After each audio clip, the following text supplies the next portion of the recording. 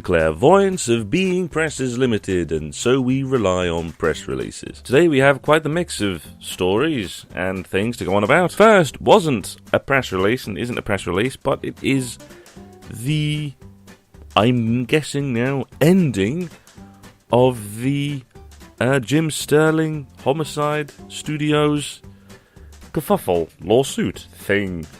Clusterfuck is probably the better word to really talk about, really. For those that don't know, James Stanton, aka by his internet stage name Jim Sterling, was sued by James Remain, aka one of the people behind Digital Homicide. Digital Homicide, back in 2014, made a game called The Slaughtering Grounds, and Jim Sterling tore a new one. It was terrible. And so, in response to this criticism, James Remain sued Jim Sterling for what began as assault, libel, and slander for a grand total of $10 million. What has continued on since then was a lawsuit that has gained many other charges, many other amendments, and costs that rose up to $15 million.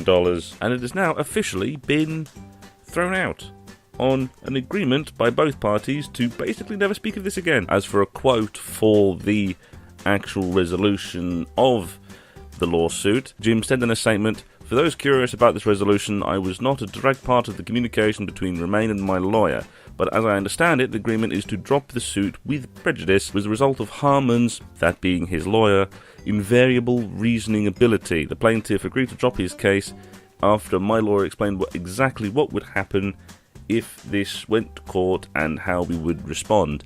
Basically, he would have had... well, he would have lost. As Jim goes on to say, "I personally viewed and still viewed the lawsuit as an attempt to attack my freedom to do my legally protected job. I personally perceive this as an attack launched by a man who was unable to deal with the criticism in a responsible fashion and has sought to blame me continuously for his failures." And if anything, I agree with that sentiment.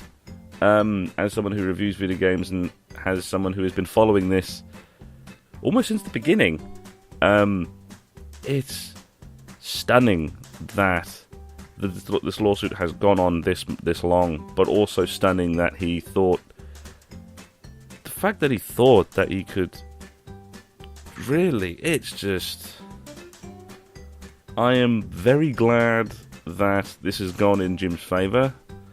It is well deserved, and as I said on Twitter, you can have one on me, Jim. After that is on to the emails, starting with a game called The Other 99, developed by a company called Burning Arrow and published by Deck 13. The Other 99 is probably what I can best describe as a single-player version of those multiplayer big world crafting deathmatch things like King of the Kill and the like, but it's single player, so already have my vote on that one. And the main crux of the email is that there has been an update and some patches to its early access version, which has a new starting area, reworked balancing, which is always good. It's always good to do the rebalancing for that stuff, even though it's single player. It's good to have some rebalancing. And there is a quote by Thomas Brown, the co-founder of Burning Arrow: "It's great being able to bring such an important update to the Other 99. We've taken a lot of feedback we received from the early build of our title and worked hard to improve the game in those areas with a focus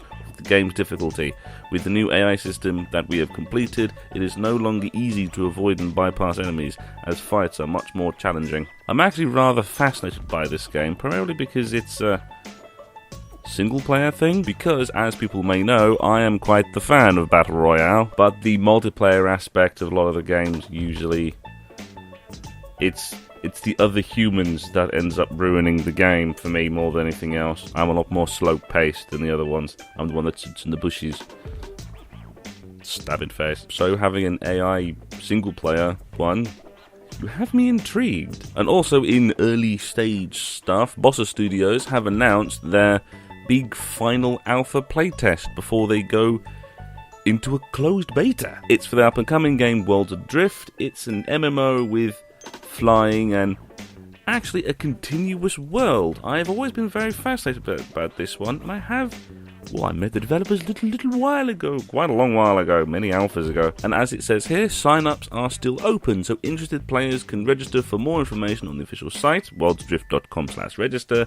The deadline for applying to be part of the playtest is midnight, March 1st. So if you want to get your little fingers on Bossa Studios' new game before it goes into its closed beta, then have a crack and register. And to round off the stories, we're going to move on to some of the releases that were brought out through Games Press. And to start off with a much smaller story, Dead Rising 4 is finally coming to PC. It's interesting considering it's a game set at Christmas, and it's going to be coming out on March 14th for PC owners. It's a bit past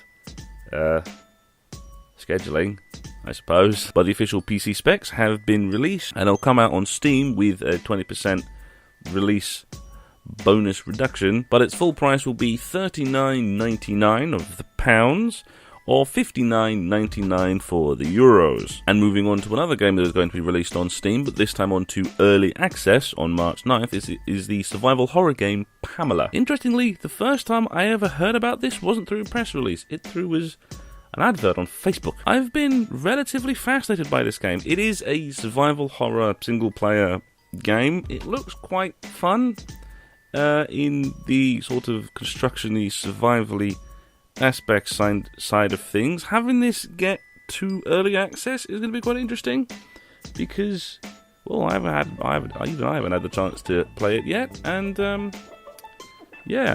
it come out on early access is going to be interesting.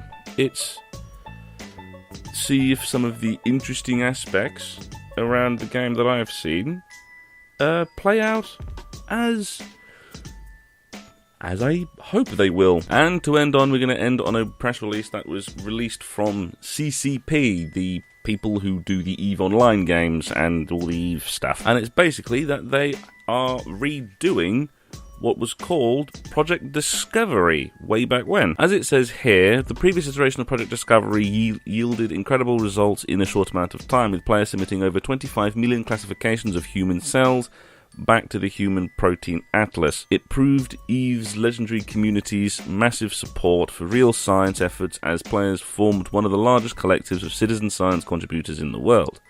What's basically happened was there was a mini-game that the EVE players could play for the in-game rewards, and the mini-game was basically data analysis. It was just data analysis of scientific things. It was the very long section that happens in scientific studies, and they're basically having another crack at it. But this time, in space, it seems much more apt this time, because they're talking about the analysis of exoplanets. As they say here, CCP Games today announced that the search for planets outside our solar system, aka exoplanets, will come to the massively multiplayer online game EVE Online. This unique scientific crowdsourcing effort presents a collaboration between CCP developers, Massively Multiplayer Online Science, MMOS, University of Reykjavik, and the University of Geneva, and its honorary professor Michael Mayer, winner of the prestigious 2017 Wolf Prize for Physics and discoverer of the first exoplanet. As they say how this will be implemented, they say,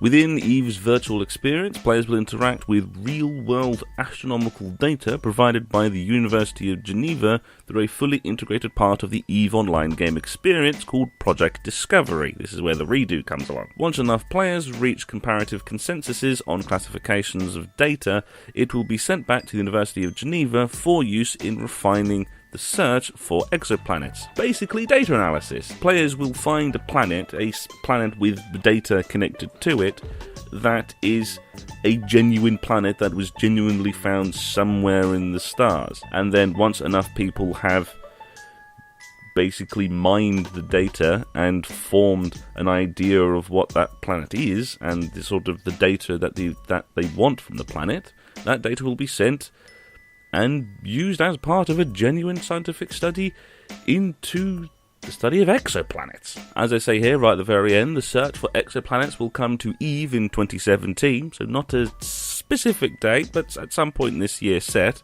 with a full presentation by Michael Mayer scheduled for the 6th to 8th of April at EVE FanFest in 2017 in Reykjavik, Iceland, the annual EVE get-together. It's always been very fascinating to me seeing things like this happen within gaming communities, especially the MMO science community, because one of the longest and most time-consuming sections for scientific studies, especially around the human body and space and things like that, has always been essentially the data analysis, because it just takes time. And with the plethora of information that comes from the cosmos, then it's a huge amount of data that takes a huge amount of time to get through, unless you have a couple of million people willing to go through it with you. So for things like this, I heartily applaud all of the things that come from this, and considering this is the second iteration of this big scientific collaboration, I'll be very interested to see what results actually come from these scientific studies. And that's it for today. I hope you found this video informative, and if you did, consider subscribing and sharing the video around. And I will see you on Tuesday for the next Press Rush.